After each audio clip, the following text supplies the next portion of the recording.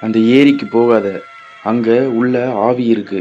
அது எப்பவுமே முழிச்சுட்டு தான் இருக்கும் என்று ஒரு பழைய கதை ஒண்ணு அந்த கிராமத்துல இருக்கு. கிராமத்துக்கு வெளியில மக்கள் பேய் உறங்காத ஏரி என்று அழைக்கிற ஒரு வெறிச்சோடிய ஏரி இருக்குது. அங்க 100 ஆண்டுகளுக்கு முன்பு ஒரு பெண் உயிரோட மூழ்கி இறந்துட்டாலும், இன்னைக்கும் அவளோட அலறல் சத்தம் அந்த ஏரிக்குள்ள கேட்டுட்டு இருக்கு. அன்னைக்கு இரவு ஒரு பையன் அவனோட தைரியத்தை காட்ட அந்த ஏரிக்கிட்ட போறான். அவன் ஏரிக்கிட்ட போயி ஒரு கல் எடுத்து அந்த ஏரியில எறிறான். ஆனா, அந்த கல்லு எரிஞ்சதுல அலைகள் உருவாவறதுக்கு பதிலா ஒரு வெள்ள கலர் நிழல்ல ஒண்ணு தண்ணீலருந்து அப்படியே மேல வருது. அதோட கண்கள் சிவப்பாக ஒளிர ஆரம்பிக்குது. உதடுகள் அசைய ஆரம்பிக்குது. உடனே அதோட வாயிலிருந்து ஒரு வார்த்தை வருது.